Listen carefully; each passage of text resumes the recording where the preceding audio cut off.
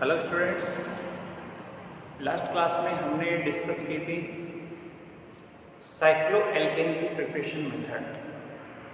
विभिन्न प्रकार के प्रिपरेशन मेथड से देखो, यहाँ से जो एग्जाम के क्वेश्चन बनते हैं वो मोस्ट फेवरेबल होते हैं और नेम रिएक्शंस के थ्रू आते हैं और सीधा सा क्वेश्चन उठ के आता है, निम्न पर टिप्पणी लिखिए जिसमें आपके थोरबे-जिगलर मेथड हो सकता है, फ्यूड मेथड हो सकता है, वेस्ले-स्नेनस मेथड हो सकता है। तो ये नेम रिएक्शन है, ये डायरेक्ट एग्जाम में पूछी जाने वाली अभिक्रिया होती है और ये सीधी रिएक्शंस पूछते हैं, शॉर्ट नोट्स ऑन, और ये नेमिंग देते हुए इनको कंसल्ट करवाया जाता है। ओके, तो प्रिपरेशन मेथड के बाद हम डिस्कस करते हैं साइक्लोएल्केन के भौतिक गुण। तो टॉपिक राइट करेंगे, आज हम पढ़ेंगे फिजिकल प्रॉपर्टीज ऑफ साइक्लोएल्केन। साइक्लोएल्केनों के भौतिक गुण। Cycloalkane, okay. अब देखो, साइक्लोएल्केन के भौतिक गुणों की बात करते हैं तो इनके जो प्रथम दो सदस्य होते हैं, अब यहाँ पे साइक्लोएल्केन का जो प्रथम सदस्य होता है वो 3 कार्बन का होता है जिसको अपन साइक्लोप्रोपेन कहते हैं, जबकि दूसरा सदस्य साइक्लोब्यूटेन है। तो कहने का मतलब यह है कि प्रथम दो सदस्य समझते हैं, प्रथम दो कौन से हो गए, साइक्लोप्रोपेन और साइक्लोब्यूटेन। कैसे होते हैं, कमरे के प्रथम दो सदस्य कमरे के ताप पर रंगहीन गैस होती है, रंगहीन गैस होती है, जबकि उच्चतर सदस्य क्या होते हैं, रंगहीन द्रव होते हैं, जबकि उच्चतर सदस्य रंगहीन द्रव होते हैं। तो पहली फिजिकल प्रॉपर्टीज क्या है कि जो साइक्लोएल्केन के प्रथम दो सदस्य हैं साइक्लोप्रोपेन और साइक्लोब्यूटेन, कमरे के ताप पर रंगहीन गैसें होती हैं, जबकि उच्चतर सदस्य कैसे होते हैं, रंगहीन द्रव होते हैं।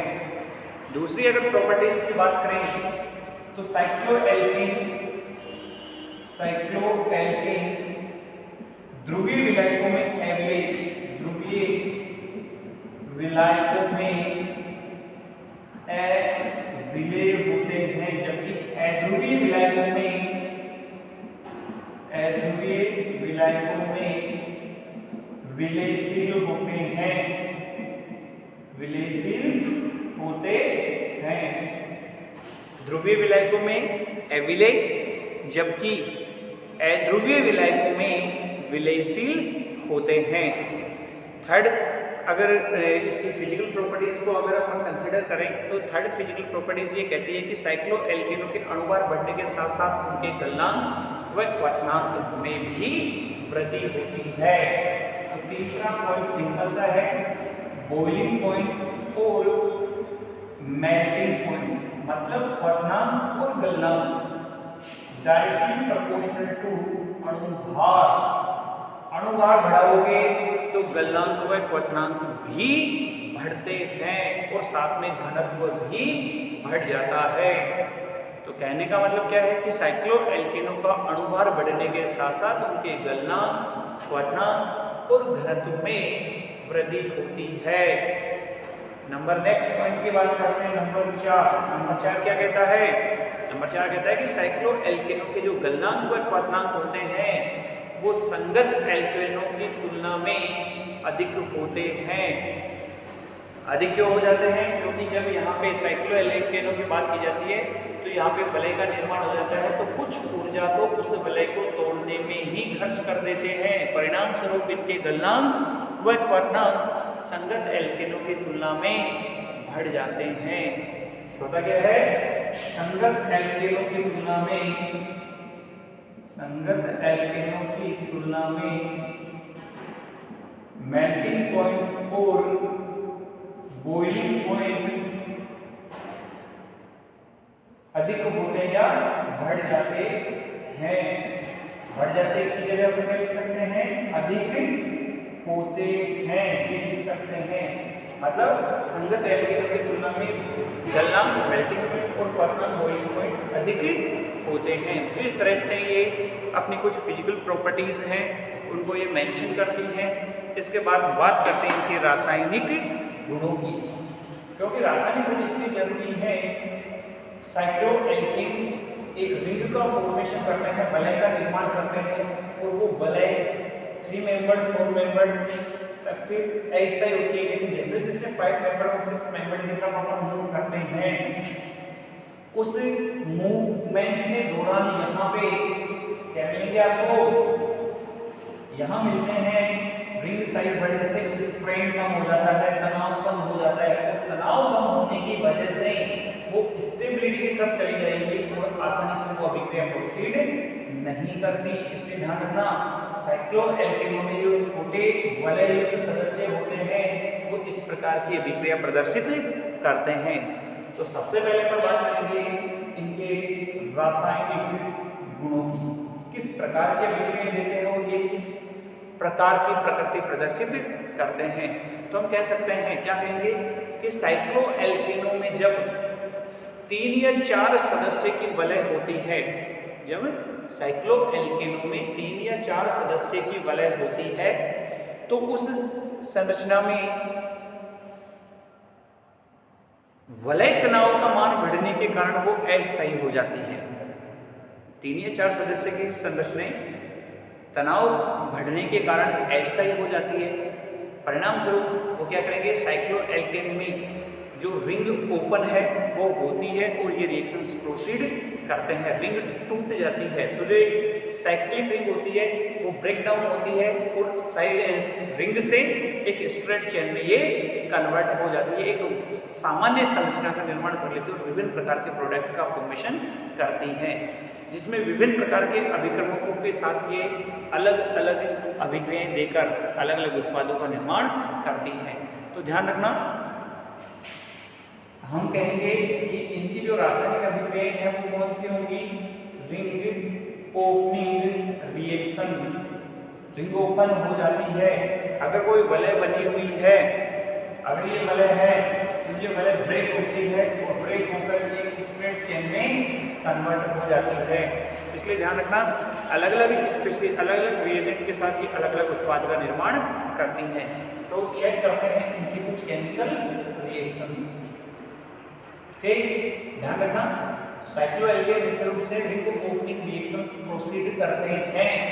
कारण है वलय तनाव का मान बढ़ने से रिंग अस्थायी हो जाती है। परिणाम स्वरूप वो अपनी वलय को तोड़ते हुए विभिन्न अभिक्रियाएं प्रदर्शित करते हैं। तो यहाँ से अपन बात करेंगे इनकी रासायनिक अभिक्रियाओं की। तो देखो, अभिक्रिया में हमने सबसे सिंपलेस्ट मॉलिक्यूल की बात की है। इसका जो सबसे स्थायी सदस्य होता है पहला साइक्लोप्रोपेन। इस साइक्लोप्रोपेन पर विभिन्न प्रकार के अभिक्रियाएं संपन्न हम करवा सकते हैं। सबसे पहले हाइड्रोजनेशन करवाएं निकल के प्रेजेंस में और लगभग हम यहाँ पे प्रेशर मेंशन कर सकते हैं जो लगभग 80 एटमॉस्फेयर प्रेशर के इक्विवेलेंट होता है। 80 atm एटमॉस्फेयर प्रेशर बोलते हैं इसको, 80 atm। दूसरी रिएक्शन की अगर हम बात करते हैं तो Br2 के साथ Al2Br3 के साथ हम करवा सकते हैं। इसको हम कहेंगे ब्रोमिनेशन। यहाँ पे दो नो हेलोजन एटम्स यहाँ पे अटैच्ड होते हैं, di alpha omega di halide का फॉर्मेशन कर लेते हैं।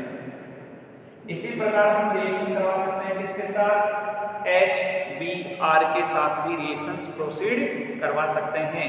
इसके अलावा अगर हम बात करते हैं H2O के साथ, in the presence of concentrated H2SO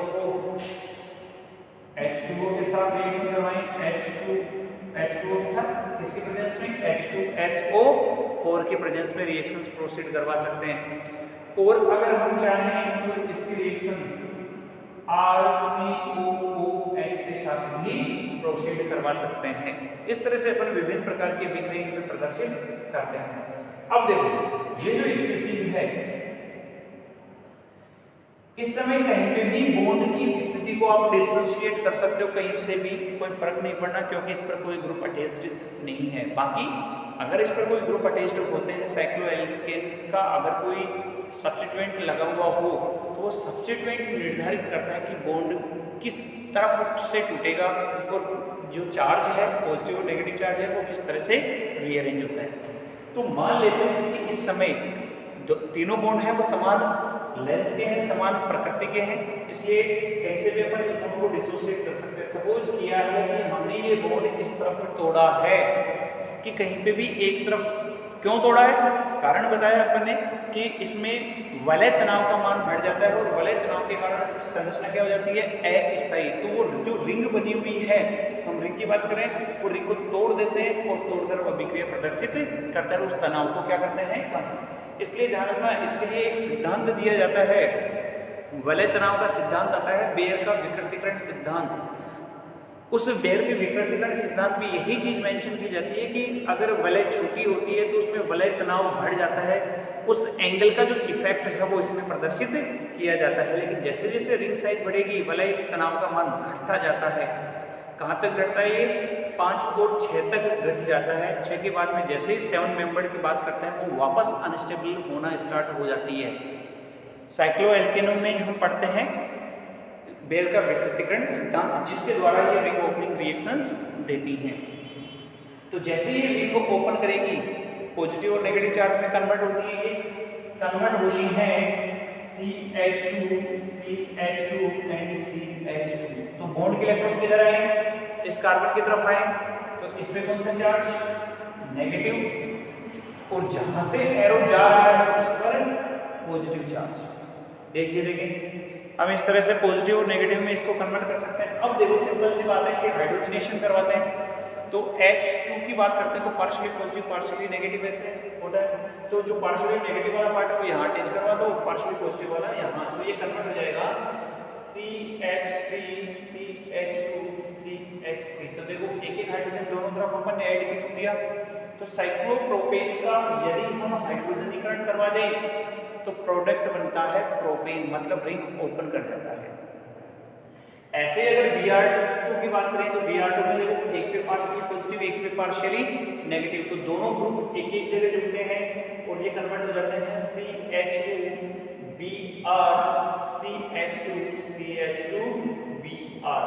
देखो ऐसी स्पीशीज होती है अल्फा ओमेगा डाइहैलाइड। कौन सी स्पीशीज बनाते हैं ये, अल्फा ओमेगा डाइहैलाइड का निर्माण कर लेते हैं। इसके बाद अगर अपन बात करते हैं HBr के साथ, तो HBr में H+ और Br- होता है। अपन को पता है कि कहाँ अटैच करना है, H+ यहाँ, Br- यहाँ, तो प्रोडक्ट बना लेगा Br CH2 CH2 and CH3। इस तरह से हम कहते हैं कि एल्किल हैलाइड का निर्माण कर लेते हैं जब साइक्लोएल्केन पर HBr का योग करवाया जाता है। H2O के साथ अगर करवाते हैं तो अल्कोहल का निर्माण होता है, OH यहाँ H यहाँ, तो OH CH2 CH2 and CH3। इस तरह से हम अलग अलग अभिक्रियाएं प्रदर्शित कर सकते हैं साइक्लोएल्केन के संदर्भ में। RCOOH है, RCOOH डिसोसिएट होता है RCOO- और H+ में, कार्बोक्सिलेट आयन और H+ का निर्माण करते हैं ये। तो यहाँ कौन सा इस पार्ट जुड़ेगा, यहाँ से देखो कौन सा पार्ट जुड़ेगा, H+ यहाँ, जबकि RCOO- यहाँ जुड़ता है पॉजिटिव पार्ट पर। RCOO- क्या होता है, कार्बोक्सिलेट आयन का निर्माण करता है ये कार्बोक्सिलेट आयन है, इस पर जुड़ेगा। चेक करना प्रोडक्ट क्या बनता है, ये बनेगा RC=OO CH2 CH2 and CH3। तो प्रोडक्ट देखो क्या बन रहे हैं, यहाँ तो बन रहे हैं एल्कीन, यहाँ प्रोडक्ट क्या है, एल्कीन, यहाँ प्रोडक्ट बनते हैं अल्फा ओमेगा डाइहैलाइड। नाम तो वैसे मत दे सकते हैं, पॉलीमिथाइलिन डाइहैलाइड के नाम से भी हम इसको जानते हैं, अल्फा ओमेगा डाइहैलाइड कह सकते हैं या फिर पॉलीमिथाइलिन डाइहैलाइड। प्रोपेन अल्फा ओमेगा डाइहैलाइड बन रहे हैं यहाँ पे, यहाँ पे बात करेंगे तो ये simply 1 bromo propane, 1 bromo propane बन जाता है, जबकि यहाँ पे प्रोपेनोल बन जाता है, 1 प्रोपेनोल, 1 प्रोपेनोल। आपको नामकरण ऑलरेडी बात कर चुके, नामकरण के लिए हम जो लास्ट वाली स्पीशीज है देखिए इसमें एस्टर बनता है, क्या बन रहा है ये एस्टर, तो इसको अपन कह सकते हैं 1 2 3 कार्बन के लिए प्रोपाइल एल्केनोइड बनता है, ये क्या बनेगा ये प्रोपाइल एल्केनोइड बन जाता है। तो इस तरह से विभिन्न प्रकार के विक्रियाएं प्रदर्शित कर सकते हैं साइक्लोएल्केन। और सामान्यतः हम बात करते हैं कि इनमें रिंग तनाव वलय जितनी ज़्यादा छोटी होती है, रिंग ओपनिंग रिएक्शन उतनी ही फास्ट होती है इनमें। क्लियर है? अब बात करते हैं इसके लिए कुछ एक्स्ट्रा जो अभिक्रियाएं होती है कि यहाँ पे तो इस समय देखो यह स्पीशीज बिल्कुल सिमिलर थे, इस पे कोई सब्स्टिट्यूएंट लगे हुए नहीं थे, लेकिन अगर मान लो हम इस स्पीशीज में सब्स्टिट्यूएंट जोड़ दें तो सब्स्टिट्यूएंट जोड़ने के लिए हाइड्रोजन को हमको रिमूव करना पड़ेगा। उस कंडीशन में हमको ये ध्यान रखना होगा कि जो अटैक होता है स्पीशीज पर वो एक तरह से मार्कोनिकोव के नियमानुसार होने लगता है। चेक करते हैं कि जब असममित साइक्लोएल्केन पर रिएक्शन से हम प्रोसीड करवाते हैं तो किस तरह के प्रोडक्टों का निर्माण होता है इनमें। तो चेक करते हैं साइक्लोएल्केन के लिए विभिन्न प्रकार के प्रोडक्ट। जब असममित साइक्लोएल्केन यहाँ पे हम प्रोसीड करते हैं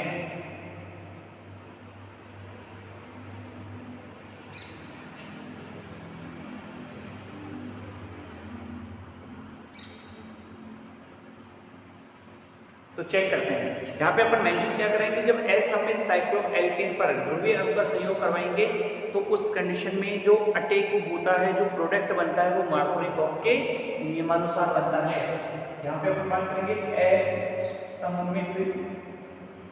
असममित साइक्लोएल्केन। असममित का मतलब यहाँ पे कोई ग्रुप जुड़ा हुआ है, जैसे यहाँ पे CH3 CH2 CH2। चेक करो, देखिए यहाँ पे देखो पहले वाले जो रिएक्शन थे उसमें क्या थे CH2 थे तीनों कार्बन, लेकिन यहाँ पे देखो CH2 और यहाँ पे CH है। अगर हम इसकी रिएक्शन किसके साथ करवाएं, HBr के साथ करवाएं तो डेफिनेटली हमको ये पता है कि बॉन्ड यहाँ से ये यहाँ से अब क्या होगा, डिसोसिएट होगा।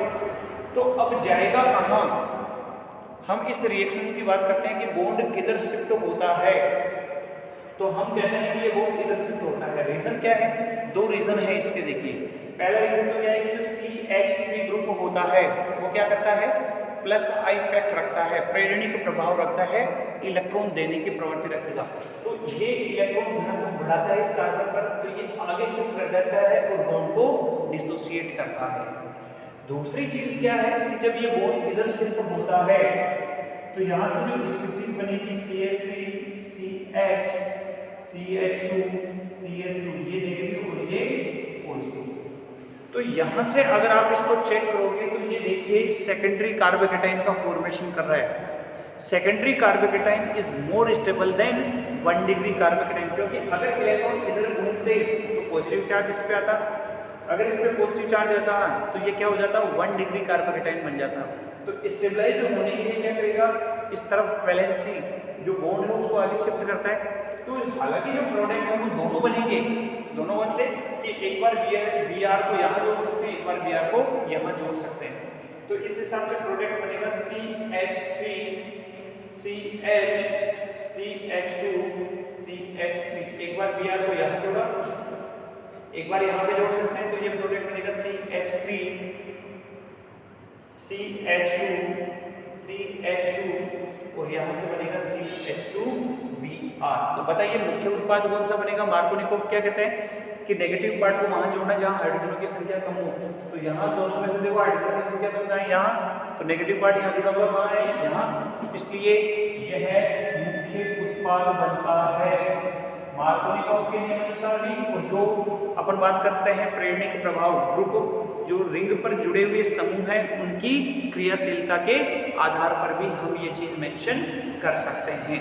ओके, इसके बाद हम पढ़ते हैं साइक्लोएल्केनों में एक मुक्त मूलक अभिक्रिया होती है। मुक्त मूलक अभिक्रिया इस वे में प्रोसीड होती है कि वो सामान्यतः हम कहते हैं कि पोलर नहीं होते, क्योंकि केमिस्ट्री के अभी इसकी एक फिजिकल प्रॉपर्टीज की हमने बात की थी कि ध्रुवीय विलायकों में एविलेय जबकि अध्रुवीय विलायकों में विलयशील होते हैं। क्यों होते हैं? क्योंकि समान समान को घोलता है, समान समान को घोलता है। इस कंडीशन में अगर हम यहाँ पे पोलर स्पीसीज की रिएक्शन करवाते हैं पोलर पे, अब साइक्लोएल्केन क्या होता है? नॉन पोलर अध्रुवीय होते हैं, तो सामान्यतः ये मुक्त मूलक प्रकार के अभिक्रिया प्रदर्शित करने की प्रवृत्ति रखती है। तो यहाँ से नेक्स्ट रिएक्शंस की बात करेंगे। अब तक तो हमने न्यूक्लियोफिलिक और न्यूक्लियोफाइल और इलेक्ट्रोफाइल का एडिशन करवाया था। अब बात करते हैं मुक्त मूलक प्रतिस्थापन अभिक्रिया। इसकी बात करेंगे, मुक्त मूलक प्रतिस्थापन अभिक्रियाओं की बात करते हैं। तो जैसे मान लो अपने पास एक स्पीसीज, यहाँ पे लिखेंगे मुक्त मूलक प्रतिस्थापन, कैसे? CH2 CH2 CH2 CH2 CH2 and CH2। इसको नेमिंग अपन दे सकते हैं साइक्लोहेक्सेन बनेगा। इस साइक्लोहेक्सेन पर यदि हम ब्रोमीन की रिएक्शन करवाते हैं H2O2 की प्रेजेंस में, पेरोक्साइड की प्रेजेंस में, तो ये क्या कर जाती है? मुक्त मूलक अभिक्रिया ले जाती है। हालांकि प्रोडक्ट तो ऐसा लगता है हमको कि ये बन कैसा रहा है? प्रतिस्थापन प्रोडक्ट बनता है। तो ये बन जाएगा CHBr CH2 CH2 CH2 CH2 and CH2, और साथ में बन जाता है HBr।